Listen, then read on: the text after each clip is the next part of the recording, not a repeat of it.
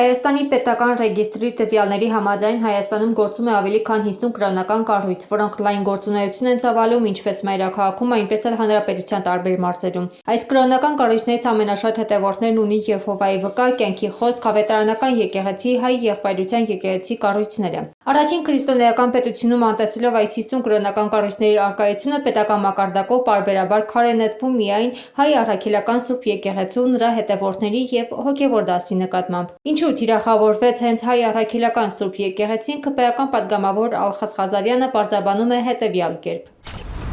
Հայ առաքելական եկեղեցին թիրախավորված չէ, թիրախավորված են կամ թիրախավորվում են կոնկրետ որոշակի հոգևորականներ, դա բնավ եկեղեցու հետ կապելու խնդիր չէ։ Եկեղեցին պետք է մաքրվի այն մարդկանցից, որոնք իբրև թե ծառայում են Աստծուն, բայց իրականում չեն պահում բոլոր պատվիրանները։ Ինչքան էլ մենք մեզ միամիտի տեղ դնենք, լավ էլ բոլորս բոլորի մասին ամեն ինչ գիտենք, սա փաստ ենք։ Կրոնական կառույցների առկայությունն էլ պայմանավորված է նրանով, որ եկեղեցու սպասավորները զբաղված են եղել Աստված գիտի ինչով, եւ մենք ինչու պիտի մտնենք կրոնական կառույցների մեջ։ Մեր խնդիրը առաքելական եկեղեցու միջավայրը մաքուր պահելն է, եւ ես որպես հավատացյալ հայ առաքելական եկեղեցու հետևորդ տհաճ եմ համարում այս ամեն ինչը, սա ինձ համար շատ զգայուն թեմա է։